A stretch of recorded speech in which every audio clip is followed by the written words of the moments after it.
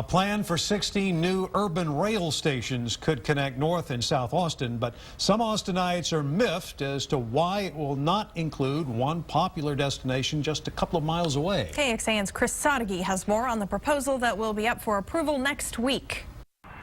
Since the day it hit the tracks, the Metro Rail has been picking up steam. I haven't personally found it useful, but I see even more so recently it's been pretty packed. But even if Chris Chelik doesn't use it, he still can visualize using it. It would be really convenient if there were a Metro Rail directly to the airport. Visualize taking the train to a UT game or from Riverside across the lake into downtown. It's all starting to come into focus. It's called Project Connect, and it's a project to connect the dots, or rail stations. But the decision has to be made, where do the dots go? We studied potential types of transit service, routes, station locations. In this presentation, the city shows a route that stretches from the East Riverside Austin Community College campus through downtown, through the University of Texas, all the way up to the Highland Mall. But sadly for Mr. Chelik, it stops a couple miles short of the airport.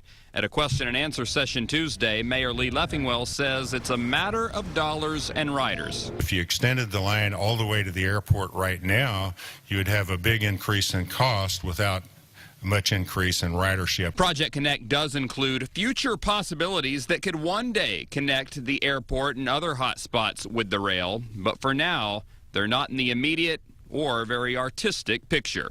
Chris Sadeghi, KXAN News. This urban rail line is expensive, with the price tag for taxpayers estimated at $1.4 billion. Half of that will come from the federal government. The rest will come from local taxpayers through property tax increases, likely in the form of bond packages voters would approve in November. Capital Metro's board will vote on the plan next Monday. The Austin City Council will do the same on June 26th. A big vote, and the potential for an urban rail line may sound familiar because it is. Going in depth, 14 years back, in fact, back in November of 2000, as voters in Austin were casting their ballots for George W. Bush or Al Gore for president, they also had a chance to vote on a Capital Metro plan to build several rail lines.